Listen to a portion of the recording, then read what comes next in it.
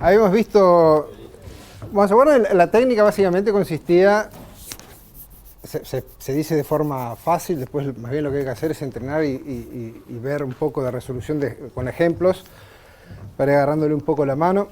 Pero la idea en general es descomponer un problema en problemas más chicos y encontrar alguna recurrencia que los vincule. Y cuando resolvamos esa recurrencia, ir almacenando los resultados intermedios para no tener que recalcular eso varias veces. Eso es el titular, es básicamente ese.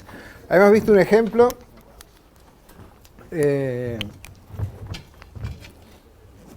completo que era donde intentamos despachar ciertos intervalos.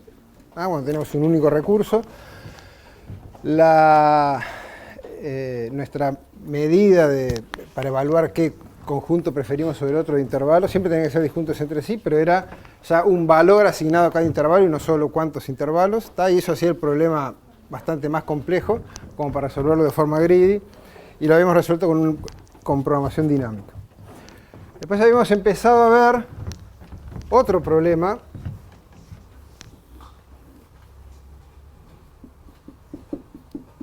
en el cual teníamos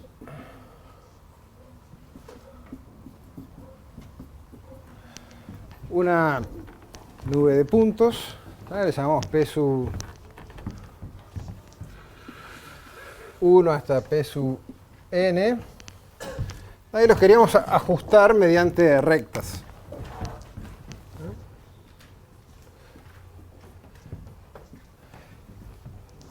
Informalmente, lo que queríamos era aproximar esto lo mejor posible con la menor cantidad de rectas, ¿no? O sea, el modelo más simple que nos permitiera explicar esos datos que tenemos ahí. Entonces,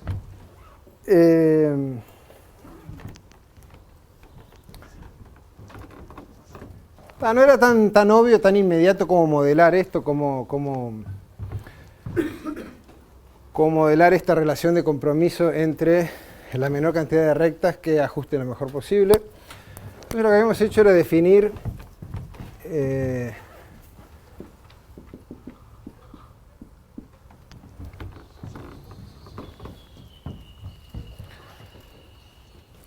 sub i j era el mínimo error cuadrático aproximando con una recta, entre los puntos P sub i y P sub j. Digamos que este por acá fuera P sub i y este por acá fuera P sub j.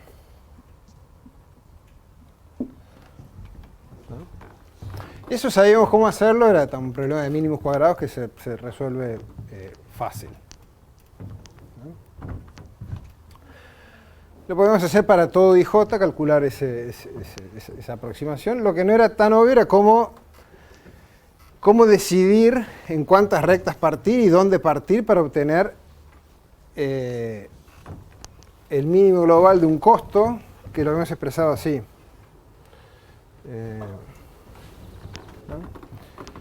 Creo que lo había escrito de otra manera, pero es eso, ¿no? Es decir, yo quiero partir este conjunto de esta serie de puntos en segmentos, ¿no? Voy del punto 1 al 10, del 10 al 700, ¿no? De manera de minimizar la suma de los errores cuadráticos óptimos que tengo en cada segmento, más un término de penalización que es proporcional a cuántos segmentos usé. Es decir, la cantidad de segmentos multiplicado por una cierta constante C. Y eso no es nada obvio cómo resolverlo, porque bueno, yo tengo cantidad de formas de partir esto. Entonces empezamos a pensar una estrategia de programación dinámica. En general una cosa que sirve es, bueno, yo tengo que tomar un montón de decisiones, ¿no? Por ejemplo, bueno, voy a partir acá, voy a partir acá, voy a partir acá. Tengo un montón de lugares además de elegir dónde partir, pero bueno, por lo menos empecemos decidiendo una.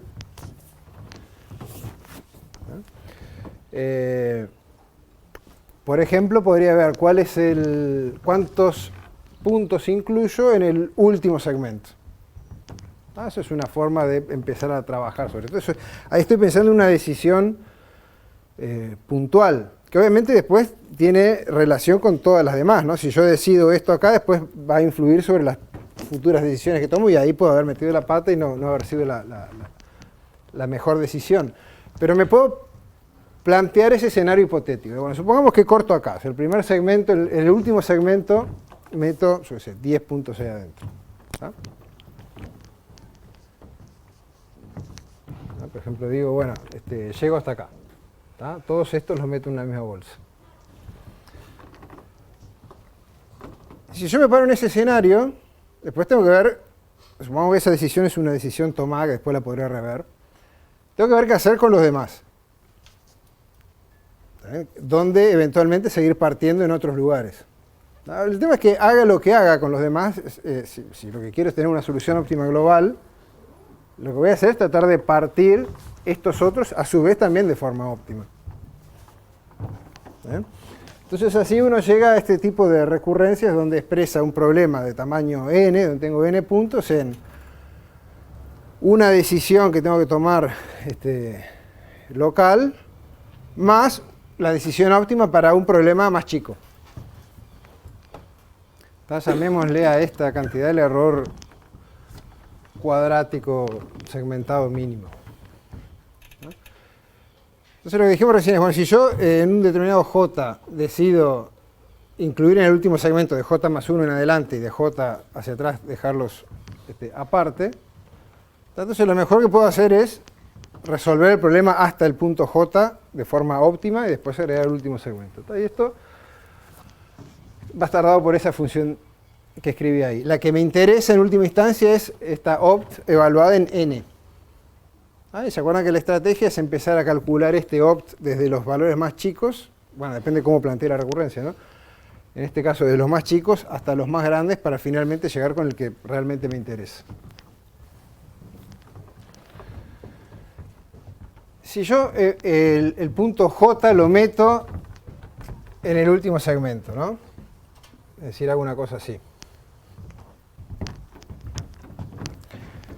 ¿Cuánto va a ser qué es lo mejor que puedo hacer? Bueno, en este último segmento lo voy a aproximar con una única recta y el error más chico que puedo obtener ahí, ¿cuánto es?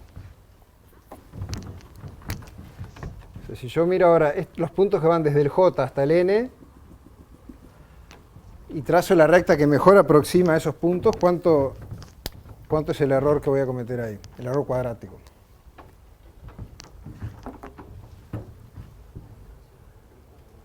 ¿Cómo?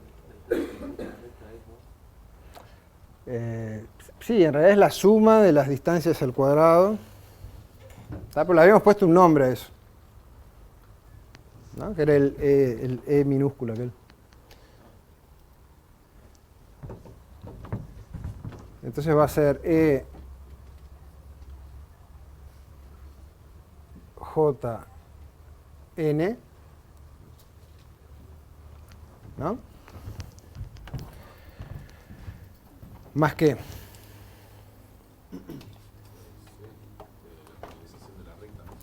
ahí va, por cada segmento que yo agrego, pago C de penalización, ¿no? O sea, hasta ahí tengo en este segmento cuánto pagué por penalización y cuánto error cometo cuadrático entre estos puntos y esta recta. Ahí me falta ver qué pasa con los demás puntos, ¿no? ¿Y eso cuánto es?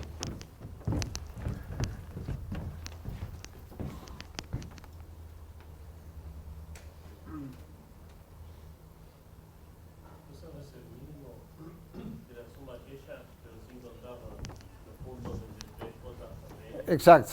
¿Y eso cuánto es?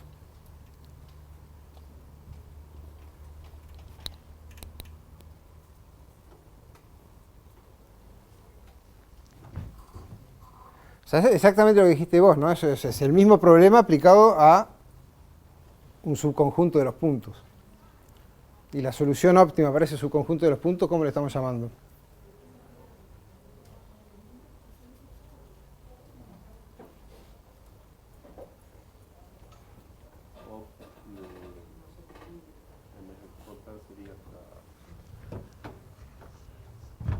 ¿Hasta dónde va?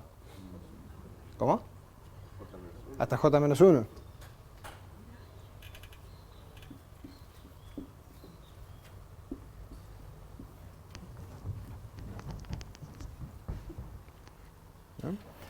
O sea, el punto J ya lo metía dentro del último segmento, ¿no? Entonces, este problema que tengo que resolver acá va desde el punto 1 hasta el J menos 1. Entonces, esa es una posibilidad. Otra posibilidad es decir, bueno, no incluyo. El J-ésimo punto no lo incluyo.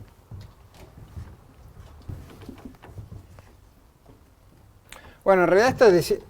No es que sí lo incluyo o si no lo incluyo. Esta decisión la puedo hacer para todos los posibles J. Para cada J en este rango, puedo evaluar si lo incluyo o no lo incluyo.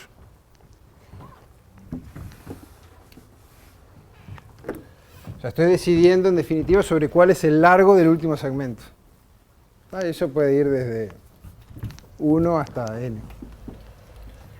Y vamos a, si tengo ningún punto, es decir, si me quedé sin puntos, bueno, el error ahí es 0. Definimos op de 0 igual a 0. Entonces, eso ya nos da de alguna manera una recurrencia.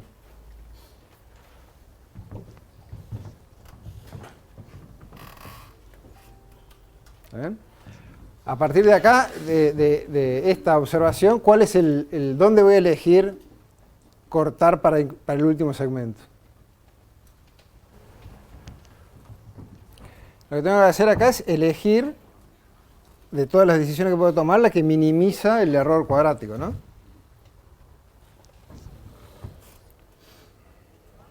Fíjense que en particular para j igual a 1, esto me queda el op de 0, que es 0. Y esto me queda el e sub 1n más e, o sea que para j igual a 1 estoy evaluando el caso de no dividir en ningún lado y considerar un único segmento, ¿no?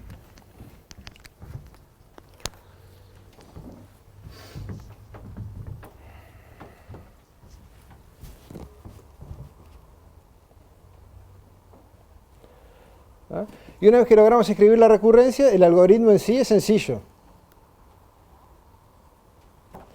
Lo que hacemos es simplemente, recuerdan, ir construyendo la solución desde problemas más chicos hasta problemas más grandes, siguiendo la recurrencia que logramos construir. Entonces, de vuelta, definimos el caso base y después empezamos a propagar la solución óptima desde los casos más chicos hacia los casos más grandes. Fíjense que para evaluar esto, siempre necesito valores que son más chicos que i. Entonces, en la medida que esto evoluciona desde los más chicos a los más grandes, siempre tengo acá cargado en la tabla los valores que necesito para calcular el siguiente. Entonces, ¿cuánto tiempo lleva asintóticamente de ejecución esto?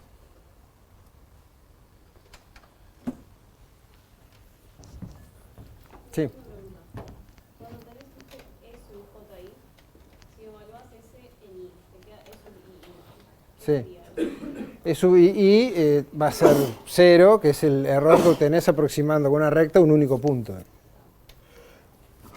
O sea, si incluís, si te definís un segmento que tiene un solo punto, o sea, la aproximación va a ser perfecta y vas a pagar C de penalización por un segmento con un único punto. Entonces, ¿cuál sería el tiempo de ejecución de esto asintóticamente?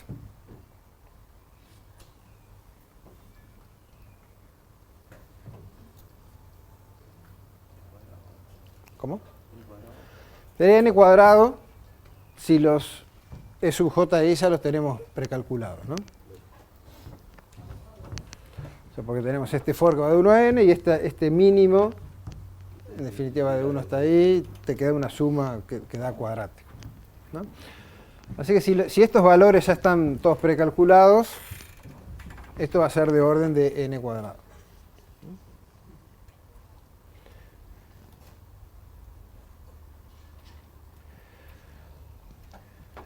Para precalcular esto, lo que tengo que hacer es hacer, de vuelta, calcular del orden de n cuadrado cosas, pero cada una de esas cosas lleva orden n en principio, puede ser que se pueda hacer mejor, pero con la forma obvia lleva orden n también. Así que en definitiva es más pesado calcular los E sub ji para todos los pares ji, que me va a quedar del orden de n cubo, que el algoritmo de programación dinámica en sí. Ahora, si quisiéramos saber, además, cuáles son los segmentos, no solo cuál es el error mínimo que puedo cometer, lo que tengo que hacer es, a partir de esa tabla, como reconstruir la solución, ¿no? Entonces, lo que habíamos dicho ahí es bueno, me paro en la última de las decisiones y ahí, que ya tengo todas estas tablas calculadas, en definitiva, esta evaluación de a ver dónde me conviene partir para el último segmento la puedo evaluar, ¿no? Fácilmente. Entonces, podríamos hacer así. Entonces voy a llevar un índice J que es, me va a decir hasta dónde llega el segmento que quiero definir ahora. Arranco en n, para definir en primer lugar el último. Y lo que tengo que hacer acá es,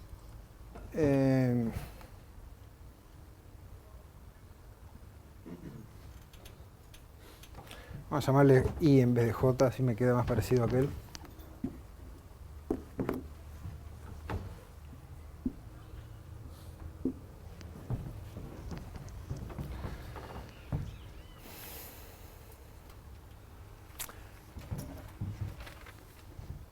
Lo que tengo que hacer es ver cuál es el J donde se obtiene el mínimo, ¿no? Y ahí corto.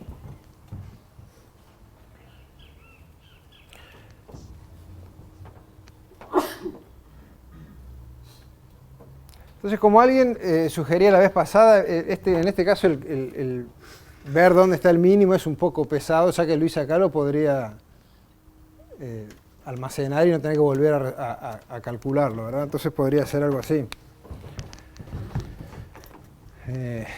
Podría ser, ¿no? Lo que puedo hacer es armar otro array M donde me voy guardando en qué lugares que se obtiene el mínimo, ¿no? En vez de directamente recorrer todos estos,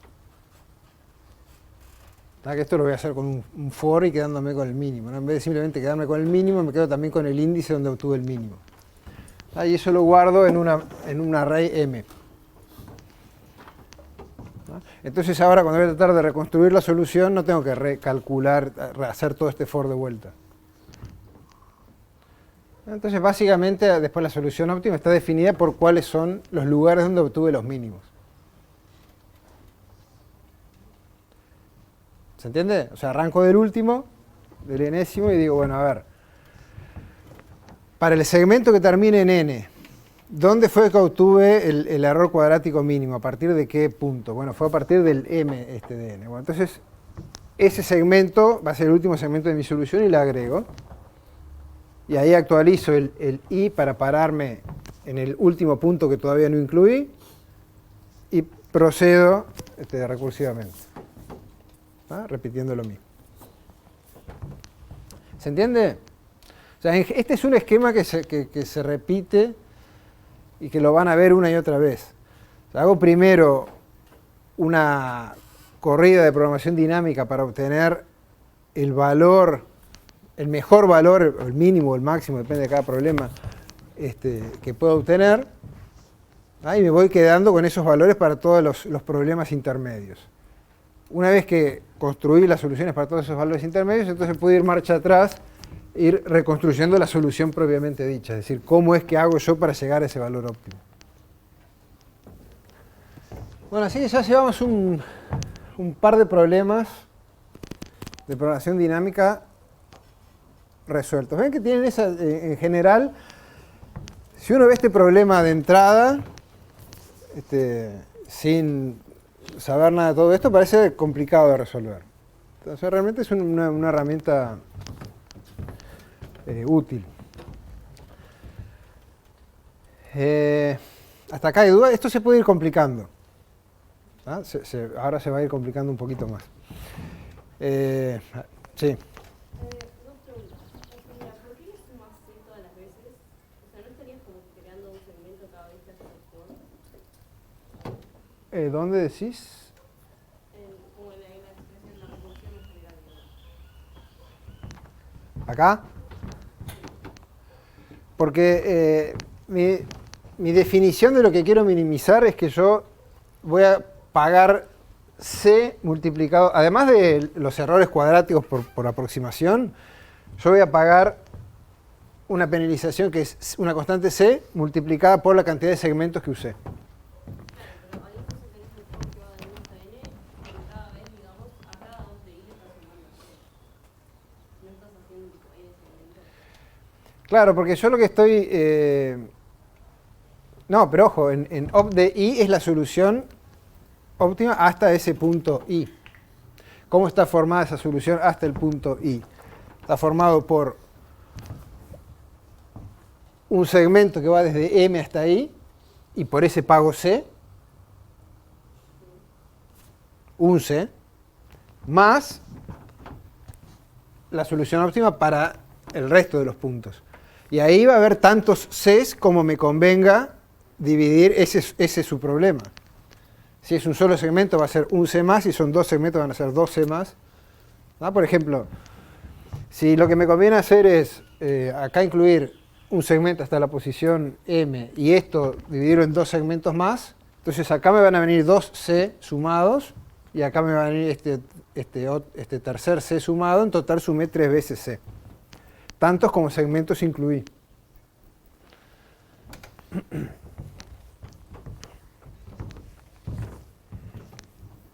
¿Se entendió?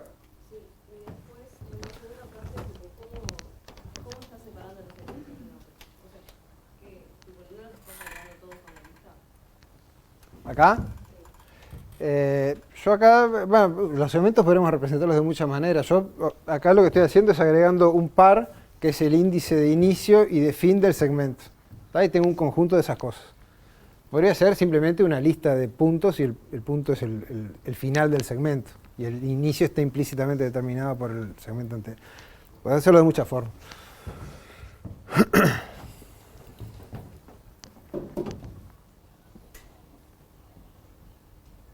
¿La pregunta de esa del C quedó clara? ¿Sí? Creo que sí. Sí, lleva un trabajo. Entonces estas cosas después capaz que conviene hacer una tablita chiquita, un ejemplo, y empezar a jugar y ver que todo camina. En los dos ejemplos que vimos, ¿no?, logramos descomponer nuestros problemas en n problemas. ¿No? Era básicamente una cosa lineal, un segmento de problemas de tamaño 1, 2, 3, 4, 5, 6. Hay veces en que eso se complica un poco, entonces ya no nos alcanza con tener un arreglo de 1 hasta n para todas las soluciones del tamaño 1, el tamaño 2, el tamaño 3, ¿no? Y por ejemplo tenemos que pasar algo de 2 dimensiones y en vez de tener entonces un arreglo de soluciones vamos a tener una matriz de soluciones. ¿No? Básicamente ese tipo de situaciones aparece cuando en vez de yo poder dividir el problema en, bueno, considero hasta el punto J y de ahí en adelante, bueno, tengo que empezar mi recurrencia queda descomponiendo entre todos los IJ algo en el rango de 1 a n, por ejemplo. Entonces son recurrencias un poco más complejas e implican, bueno, también hacer algoritmos un poco más complejos. Pero la esencia es la misma. En vez de hacer un array e ir construyendo soluciones ahí progresivamente, voy a hacer una matriz y voy a ir llenando esa matriz progresivamente. Hay que tener también siempre cuidado en qué orden uno va llenando esa matriz para siempre tener en cada paso ya precalculadas las cosas que necesita para la recurrencia. ¿No? De vuelta, me parece que lo que conviene acá es ir avanzando con ejemplos y eso se entiende mejor de esa manera que tratar de explicarlo en el aire. Este problema viene de la biología molecular. Y ahí aparecen un montón de problemas de programación dinámica. De hecho, por ejemplo, en la maestría en bioinformática que existe acá, que es una maestría destinada a egresados o de computación, o de biología, química, yo sé, variopinto. Hay cursos de algoritmia y muchas de las cosas son justamente problemas de programación dinámica. Van a ver que hay muchos problemas que aparecen ahí que se solucionan con este tipo de herramientas. Ahí este es uno. Y la razón, en definitiva, es que una cadena de ADN, básicamente, al final de cuentas, uno la puede pensar que es como una string.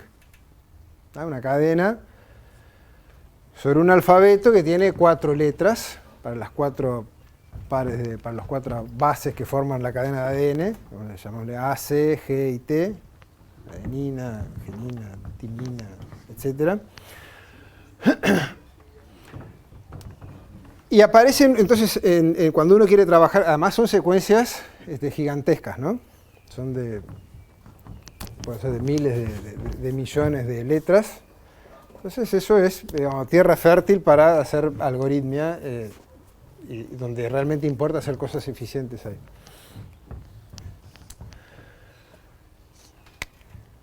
Entonces aparecen varios problemas que básicamente son de lo que se llama stringología, de manejo de strings, y resolver cosas con eso. Entonces, esta es una abstracción de eso. Nuestras cadenas de ADN son una máquina para producir copias de eso, que después igual se forman proteínas. Y el RNA son fragmentos de esas cosas. Acá la letra T se reemplaza por una U, pero es básicamente lo mismo para nosotros. Entonces, a partir del genoma se producen fragmentos de estas bases, y eso, cuando queda libre, se empieza como a plegar de alguna manera, se empiezan a unir bases unas con otras y toma alguna forma media rara, ¿no? Y es importante para muchos problemas entender cuál es esa estructura, es decir, cómo se pliega una cosa con la otra en el espacio, para entender cómo funciona esto.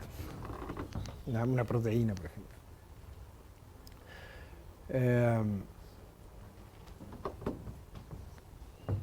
Y entonces la regla es que, igual que en las hebras de ADN, de estos 4 bases, no todas se pegan con todas, ¿no? La C se pega con la G y la A se pega con la U, pero esas son las únicas 2 formas de pegarse que hay.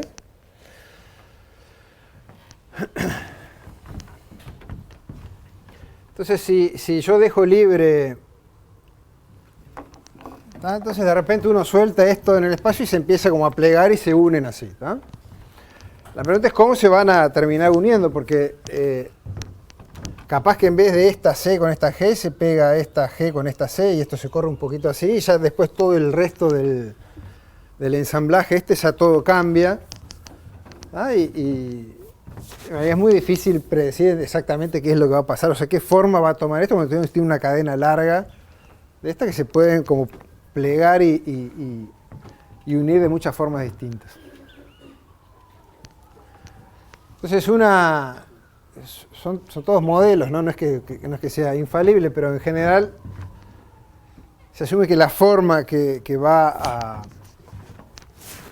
adquirir esto es una en la cual se maximiza la cantidad de uniones. Es decir, de alguna manera esto va a buscar la forma, por las fuerzas que operan entre ellas, de maximizar la cantidad de bases que están unidas entre sí. Entonces, en definitiva, a nosotros ahora desde el punto de vista algorítmico es cómo encontrar un emparejamiento entre bases, ¿tá?, con ciertas reglas que tienen que ver con, bueno, con la física del asunto, y de forma de maximizar la cantidad de bases que están emparejadas. ¿Tá? Hay una primera restricción que le vamos a pedir al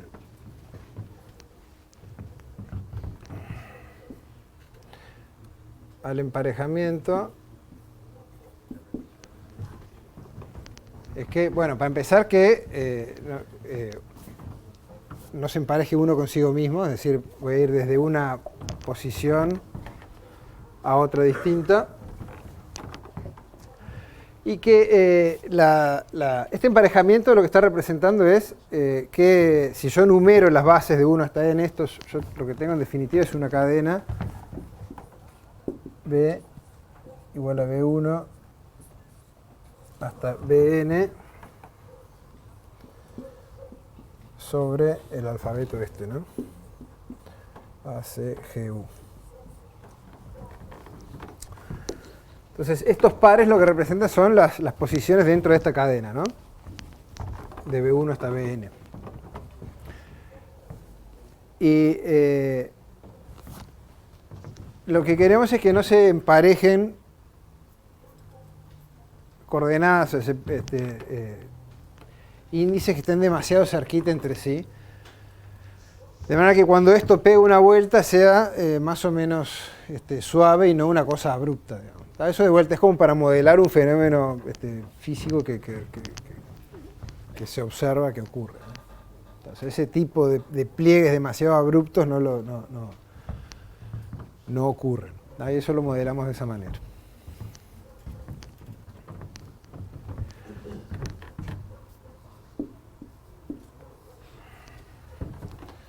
Lo otro que tiene que pasar es que las letras que se están uniendo, que efectivamente sean dos cosas que se unan, ¿no? Que se puedan, o sea, símbolos que se pueden unir entre sí. Es decir, ¿tá?, cuando pasan esas dos cosas decimos que P y Q son compatibles. ¿Tá? O sea, son dos posiciones en la cadena que se podrían llegar a unir. ¿Tá? No me obligan a hacer un cruce demasiado brusco, y son letras que se pegan entre sí. Que P y Q son posiciones dentro de la cadena, ¿no? Entonces yo digo, bueno, P es menor que Q, ¿tá? Es el menor. O sea, primero viene P y después viene Q, ¿tá? Y lo que queremos es que la distancia entre ellos sea de por lo menos 5 bases. ¿Tá? Pues si fuera muy chiquito, en vez de tener una curva así más o menos redondeadita, me obligaría como a estrangular ahí en ese punto la cadena, y eso no ocurre en la práctica. ¿Tá? Entonces, esta condición lo que está modelando es eso.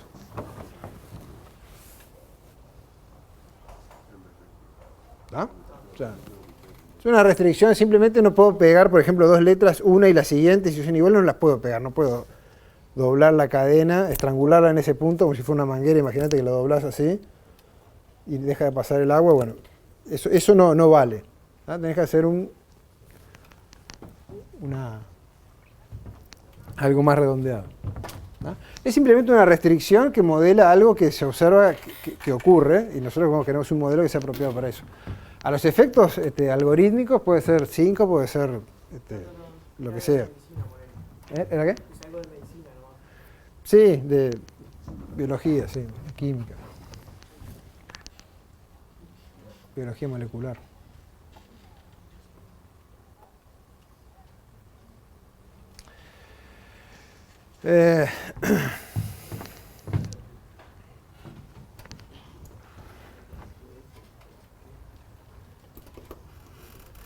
Entonces, esta condición está relacionada simplemente con un par de posiciones, a ver si se pueden juntar o no. Si tengo alguna chance de que esas dos terminen juntas o no. ¿Tá? Además hay otra restricción, que es que esto de que no haya cruces.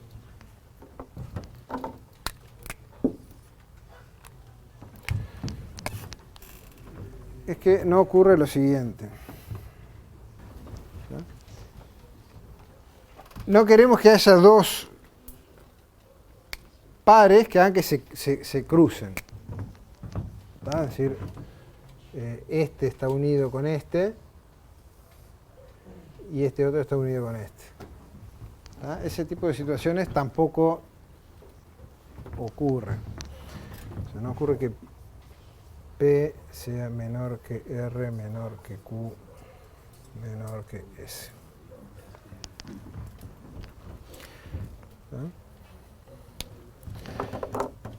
Eso es como que yo no puedo agarrar y después de que está esto armado, agarrar esta ciclo de acá con este y retorcer esto y juntarlos, digamos. Que si hiciera eso pasaría una situación como esta. De vuelta, son este tipo de restricciones simplemente son cosas que se observan, que ocurren, entonces son como las reglas de juego según este modelo. O sea, esta molécula se va a buscar unir unas bases con otras, pero más o menos siguiendo estas reglas que nos pusimos acá. Entonces recuerden que lo que queremos hacer entonces es encontrar un emparejamiento S que maximiza la cantidad de, o sea, la cardinalidad de S, la cantidad de bases que están emparejadas una con otra.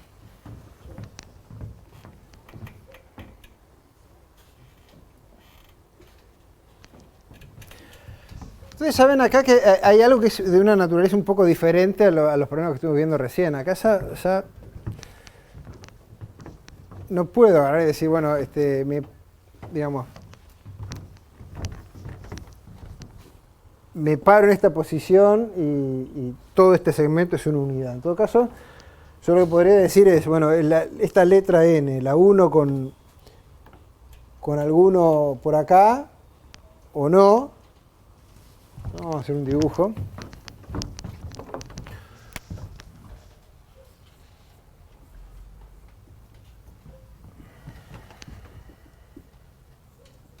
¿No? En este ejercicio decir, bueno, a ver, supongamos que yo tomo una decisión y veamos cómo me queda la cosa. ¿Está? ¿Qué tipo de decisiones yo puedo tomar? En el problema de mínimos cuadrados, por ejemplo, yo decía, bueno, si corto acá, todo esto es una cosa, la sé cómo evaluar y después sigo mirando para allá. Entonces me queda una cosa en una dimensión. Pero acá, ¿qué puedo hacer con esta letra? Bueno, la podría emparejar con uno por acá. ¿No? De todos los que son compatibles con esa posición, agarro una que esté por acá.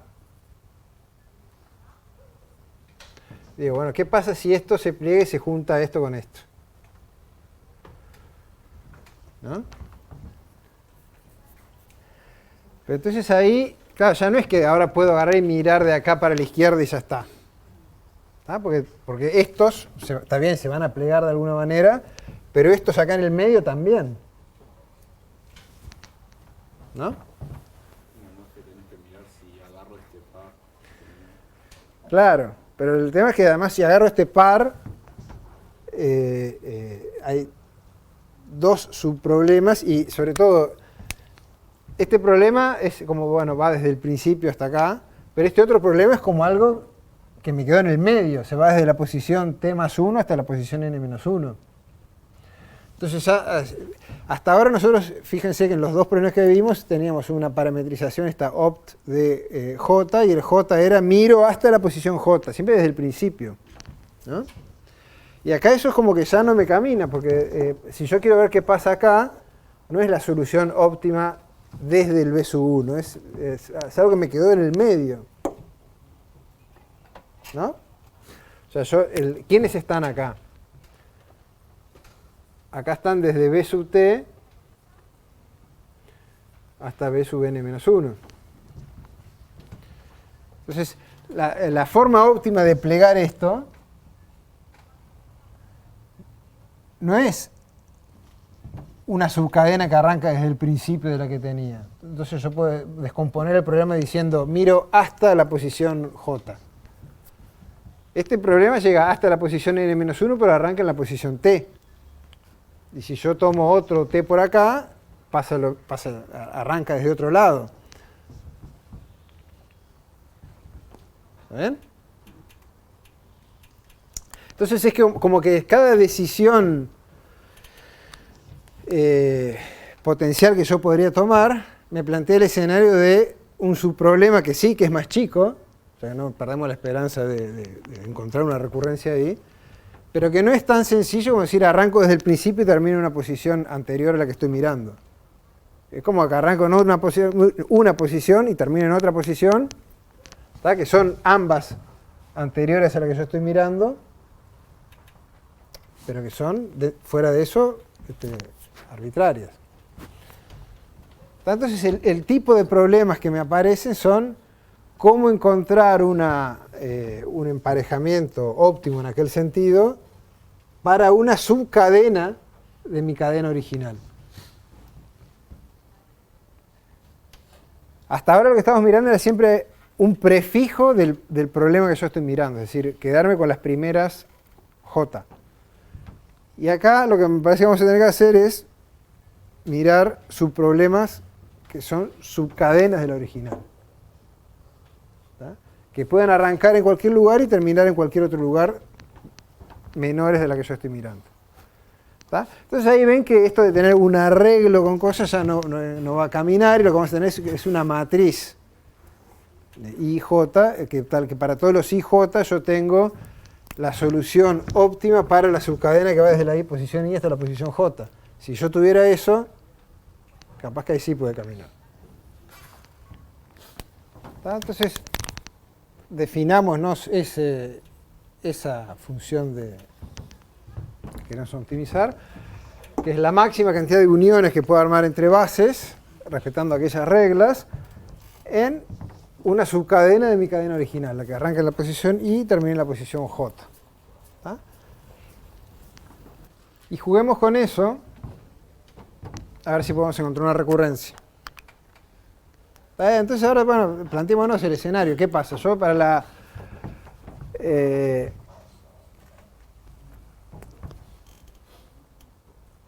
la posición J, ¿qué puedo decidir? Bueno, puedo decidir unirlas con algunos de los que son compatibles con ella que están acá. Entonces, pongámonos en el escenario en que yo junto, o en la solución se junta, el B sub J con un cierto B sub T que está ahí en el medio, que es compatible con el J. Entonces, como máximo, ¿cuántas formas de emparejar, cuántas uniones voy a poder formar? Bueno, va a ser 1 más, donde este 1 es la que acabo de formar, ¿no? Y después tengo que ver cómo unir el resto.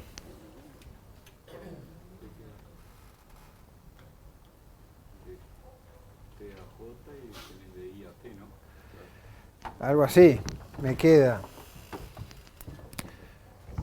Vamos a acomodar el dibujo para que se ajuste a aquello, ¿no? Este es B sub I.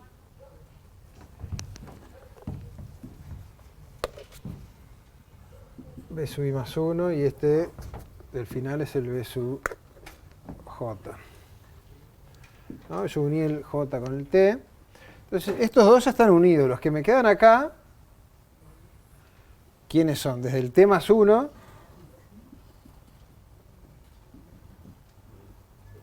hasta el J menos 1.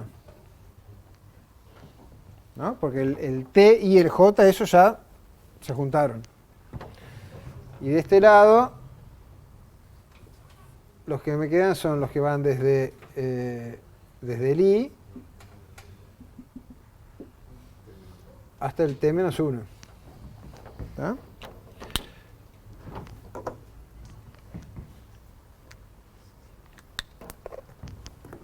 La condición esta de que no se cruzan es fundamental para poder escribir la recurrencia de esto que vamos a escribir ahora. ¿Tá? Es decir, yo puedo, para hacer una vez que decidí juntar acá, yo sé que no va a haber cruces, o sea, cosas que se junten con esta. Entonces, lo mejor que puedo hacer es ver cómo juntar acá y ver cómo juntar acá. No me tengo que preocupar de potenciales uniones que saltan de un lado para otro, porque si no, no se cumpliría la restricción aquella. Eso es la clave, es lo que me permite a mí, entonces, descomponer el problema en problemas más chicos. de esta forma que estamos haciendo. Entonces, como dijimos, esto sería el opt. ¿Está? Y hay otra opción más que todavía no consideramos, que es no unir al B sub j con nadie.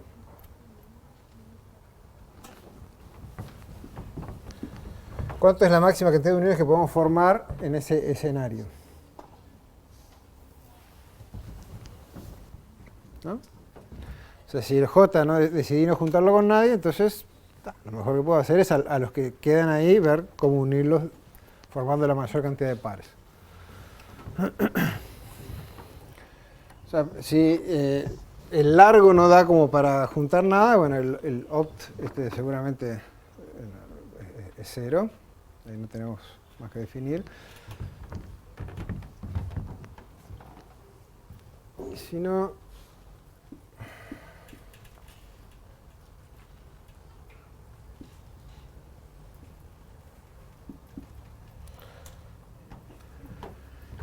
Y si no, lo que voy a hacer es elegir el máximo de todas las opciones que tengo.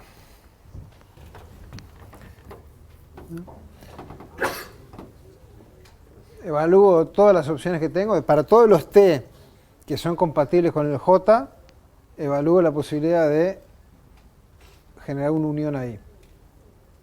¿Da? Y la cantidad de uniones que voy a poder formar es esta que está acá. Y también evalúo no unir a j con nadie, y la cantidad de uniones que voy a poder formar es esta otra que está acá. Ahí tenemos la recurrencia. Y fíjense que es cierto que siempre estamos, para calcular opt de I j, necesitamos problemas de tamaño más chicos, ¿no? Y los problemas más chicos eventualmente van a ser tan chicos que van a caer dentro del caso en que son más chicos que ese constante 5, y ahí la recurrencia me da 0 y ya está. Así que tenemos la base para nuestro algoritmo de programación dinámica para resolver este problema.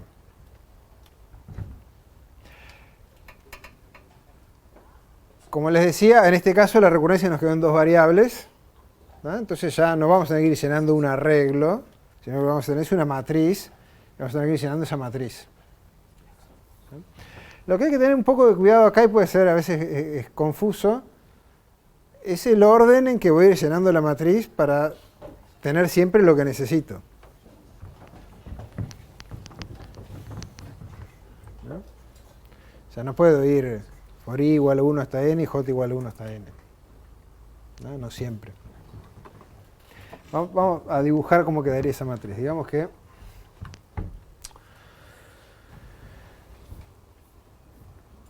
la región que nos interesa es donde i más j es mayor, j menos i es mayor o igual a 5, ¿no?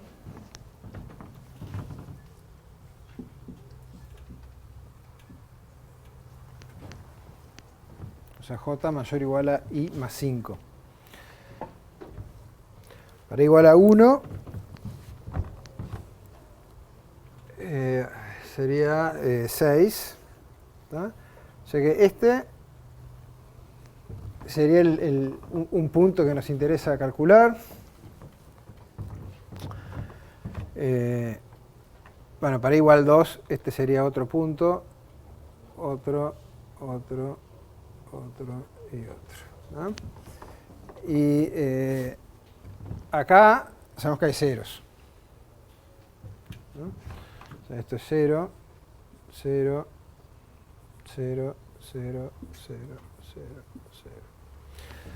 ¿Ah? Y todo acá hay ceros. De hecho, esto uno no tiene ni por qué almacenarlo, ¿no? Pero para que sea más rápido.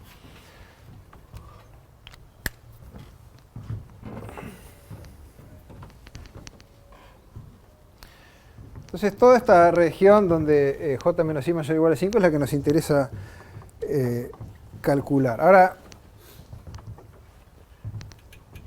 digamos que yo quiero calcular, no sé, este punto por acá.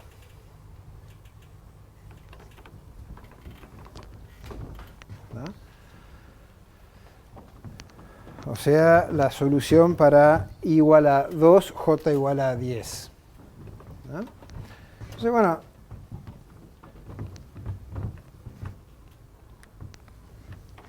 necesito ver, evaluar esta recurrencia. ¿Qué necesito? El término en J menos 1 y el mismo I, o sea que necesito este de acá. Y también necesito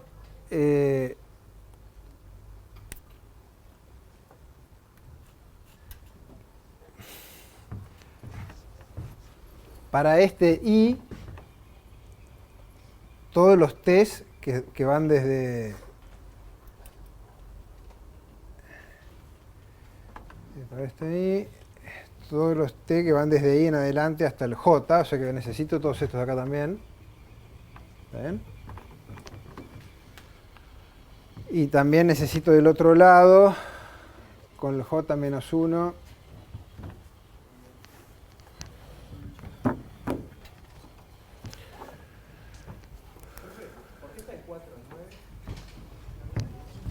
¿Cómo? Dentro de lo que necesitamos. ¿Sí? I igual 4 y J igual 9. El I igual 4, J igual 9. Eso sería, acá el T varía hasta A. J en este caso es 10, ¿no? O sea, T varía hasta 9, puede ir hasta 10.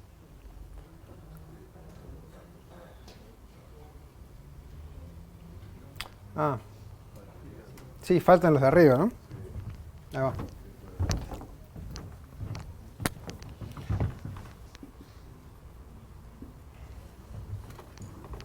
¿Está bien?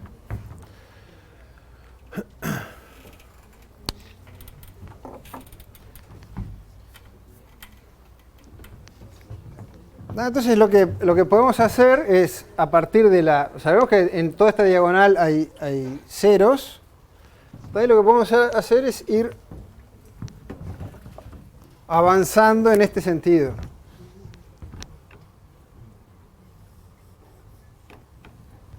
¿No? Ir llenando la matriz avanzando desde la diagonal. Y así vamos a estar seguros que siempre tenemos lo que necesitamos.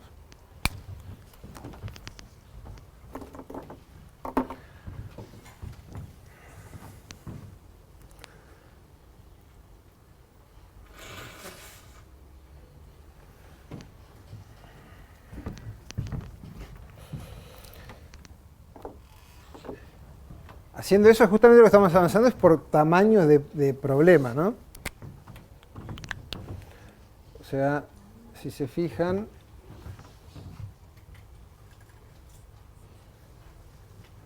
esto es estos son los problemas de tamaño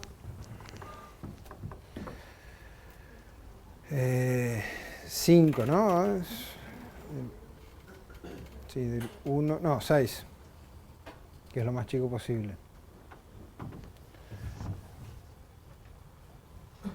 Esta diagonal son los de tamaño 6. Estos de acá son los de tamaño 7. Esta diagonal son los de tamaño 8. ¿No? Entonces, resolvemos primero todos los subproblemas de tamaño 6, que es lo más chico que nos interesa calcular. Después todos los de tamaño 7, después todos los de tamaño 8, ¿no? Fíjese que a lo largo de estas diagonales la diferencia entre J e I es constante. ¿No? Todos estos difieren en 5, todos estos difieren en 6. Entonces, si hacemos eso, vemos que resolvemos los problemas más chicos primero y pasamos a los más grandes y así sucesivamente. Y eso es justamente lo que observamos hace un rato, que se cumple en la recurrencia esta. Para resolver un determinado problema con esta recurrencia necesitamos las soluciones para problemas más chicos. A ver, el algoritmo completo creo que sería así, si no me equivoqué con alguno de los índices hasta donde llegan los for. Pero básicamente vamos incrementando el K, que es el tamaño de los problemas que estamos mirando. Entonces vamos avanzando en este sentido. O sea, primero esta diagonal, después la siguiente, etc. Después para cada i, ¿no? Vamos moviendo y llenamos la diagonal correspondiente. ¿Está? Y eso lo hacemos así. Primero nos quedamos con una de las alternativas, que no es no emparejar a j con nadie. ¿Está? Que la recurrencia nos dice que es aquel valor, ¿no? Y después lo que tenemos que hacer es evaluar entre todos los t's, desde i más 1 hasta j menos 1, que sean compatibles con el t con el j, evaluar esta otra alternativa. ¿No? Donde si las cosas no salieron bien, todos estos valores ya están calculados en iteraciones anteriores del for, ¿tá? O en la inicialización. ¿Tá? Y si de esta manera obtengo un valor mayor que el que tenía, entonces actualizo. ¿Tá? Y al final me quedo con el mayor de todos. Y lo que devuelvo, entonces ven que acá es bastante más complejo que lo que veíamos recién, ¿no? También logramos resolver un problema mucho más complicado también.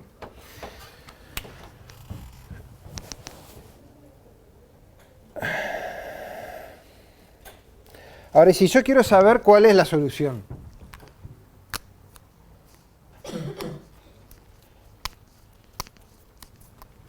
O sea, no solo cuánto es la máxima cantidad de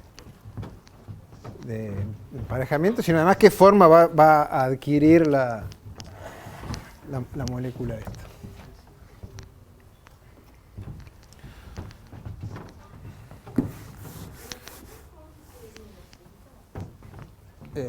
Sí.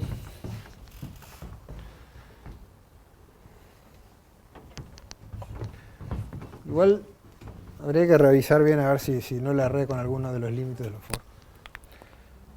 Entonces, bueno, el mismo truco de siempre, ¿no? Tendríamos que quedarnos. O sea, lo que vamos a hacer es evaluar esto hacia atrás y ver cuál fue la decisión que tomé en cada caso. Y de vuelta, como hicimos recién, nos podremos ir guardando cuál fue la decisión que tomamos en cada caso para no tener que recalcularla, ¿no? Entonces podría tener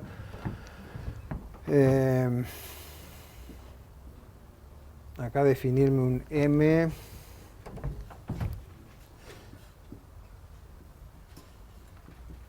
sub ij igual a 0, inicialmente, que indica que no emparejé con nadie. Y acá si actualizo, hacemos m y j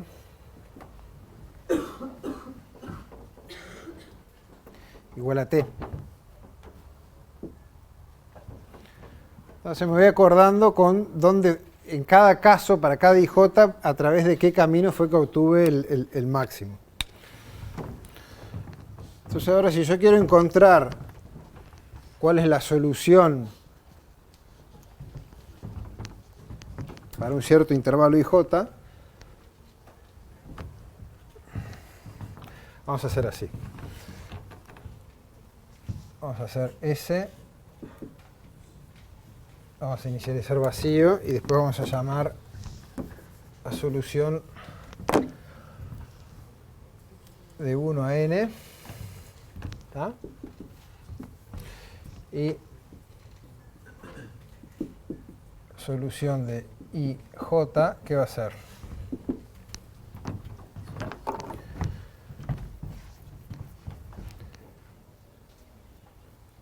Entonces, yo le puedo decir, bueno, si el m sub ij es 0, quiere decir que el máximo, cuando yo evalúe el intervalo ij,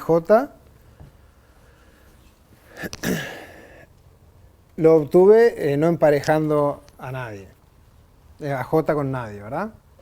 Si no, lo hubiera actualizado acá. Así que lo que vamos a hacer es que if,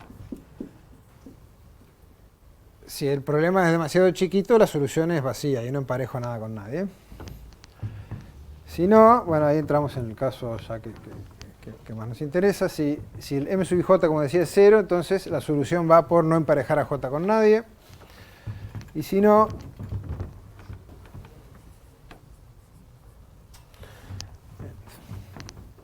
¿bien? Entonces es de vuelta el mismo esquema, ¿no? Yo ahora parto acá hago todo el recorrido de lo más chico hasta lo más grande hasta que al final llego al que me interesa, que es el intervalo completo de 1 hasta n. ¿No? Una vez que partí, una vez que llegué hasta el final, entonces ahora arranco desde el final hacia atrás y digo, bueno, ¿cómo fue que llegué acá? Para el enésimo, la decisión que tomé, ¿cuál fue? La tomo y sigo reconstruyendo las decisiones que fui tomando en cada paso recursivamente. ¿Se entiende?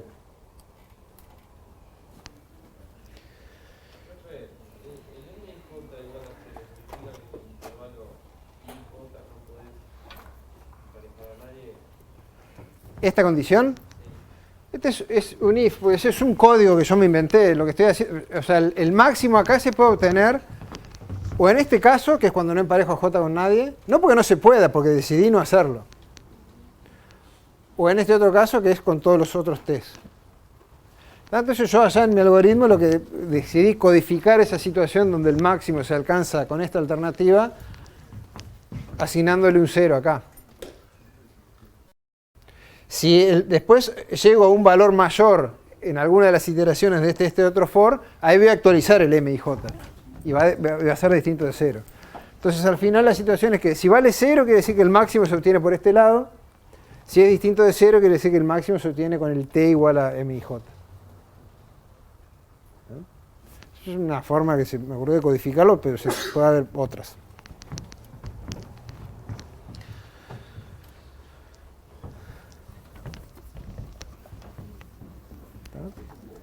¿Alguna duda más? Esto conviene hacer, de repente ir llenando la tablita. Creo en el libro hay un ejemplo que lo van siguiendo. Me parece que cuesta agarrarle la práctica y entender cabalmente bien cómo es que está funcionando todo, ¿no? Seguimos la semana que viene con un poco más de estas cosas.